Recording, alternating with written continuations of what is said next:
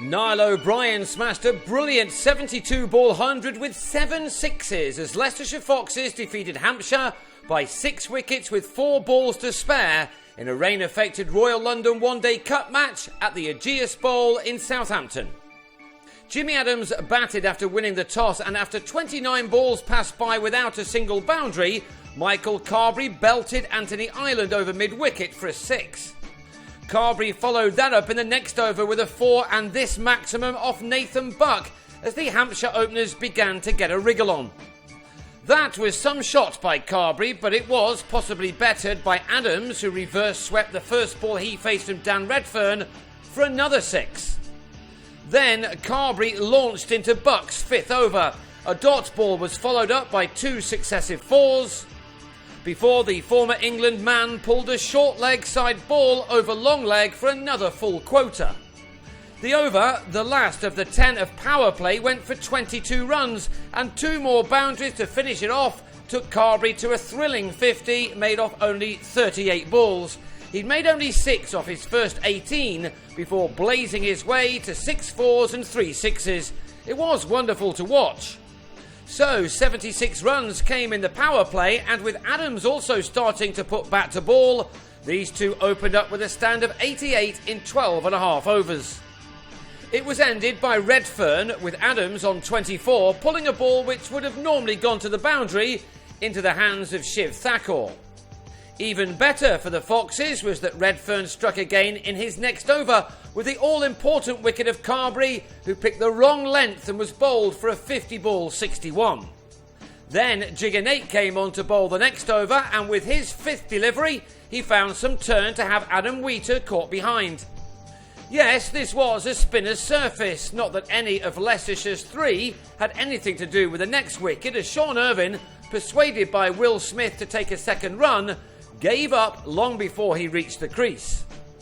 That left Hampshire on 133 for 4 at the halfway stage of their innings, and 6 runs later Liam Dawson went after James Sykes, only to sky a catch to Matt Boyce to go for 2.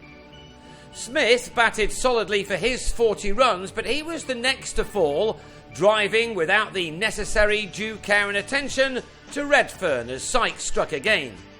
And the left-armer ended with his best ever one-day figures of 3 for 34 when he also removed Matt Coles, who was another to play the wrong shot to hole out to Ireland long on. After such a promising start, Hampshire had now slipped to 171 for 7 with 15 overs to go, and were thankful to a more than handy partnership between Sean Terry and Chris Wood. After Terry had picked up the pace of his innings with that 6 off Nake, he also played some fine shots off Buck to keep the innings moving. Terry spent a while on this ground as the England 12th man last week, but this was a rare appearance for the first team for the 23-year-old, and he was making the most of it. Indeed, he was his side's saviour at this point, and in just his 3rd List 8 innings he made it to a maiden 50 off 48 balls, getting there with his 2nd maximum to go with his 4 other boundaries. He was giving his team the chance of setting a competitive score. His partnership with Wood, who made 27, was worth 70 in 10 overs. Wood was then trapped in front by Ireland with a total on 241 for 8 and with 5 overs remaining. Terry's fine knock was finished on 63 as Ireland struck again with his next delivery, the batsman with a tickle behind. There were still 23 balls to go, and Hampshire's last pair of Danny Briggs and James Tomlinson added 29 runs from them to take their side to a final score of 275 for 9 from their 50 overs. During the break, the rain began to fall, and play didn't get underway again until 8 o'clock, with Leicestershire given 25 overs to chase down 186, and O'Brien was soon off and running. He lost Angus Robson at the other end with a total on 28 after 4 overs, Sam's brother clubbing a short ball from Tomlinson to Briggs after making 15. 2 boundary-free overs then passed by before O'Brien decided that he had to go fully on the attack. Moving his feet like Muhammad Ali, he thumped Coles for a 6, and 2 balls later he cleared the rope again with a pull, although the visitors were still left with 138 to get from just 18 overs.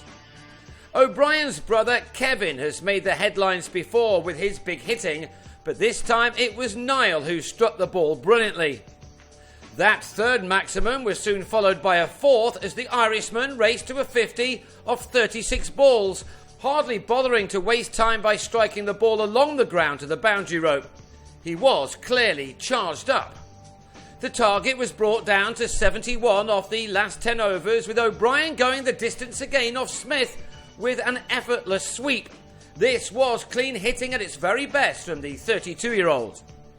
His partnership with Greg Smith had realised 95 runs in 12 overs, Smith making 34 of them off 37 deliveries, when he chipped Tomlinson out to Coles, leaving with his side requiring 63 off 9 overs.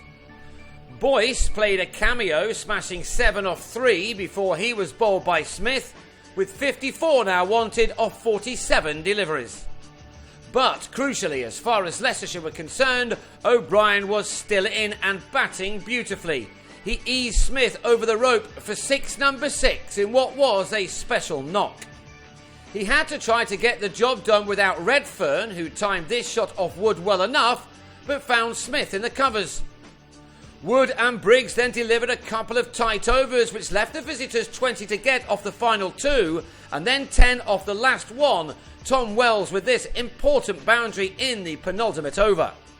It should have been tight, but having hit the first ball for 4 to move on to 99, O'Brien flicked the next one for his 7th 6 to bring up his 100 off 72 balls and to win the match for his team. He then marched off to receive the congratulations of his teammates. It was a special performance from O'Brien, for whom that was his 3rd List A ton. Leicestershire were not helped by the Duckworth-Lewis method in Bristol on the previous day, but took this match by 6 wickets with 4 balls to spare. They now move into the top 4 of Group A with 2 wins and 2 defeats, while Hampshire have lost 3 of their 4 encounters. They take on Northamptonshire next under lights at home on Friday, while on the same day Leicestershire entertain Yorkshire in a crucial fixture.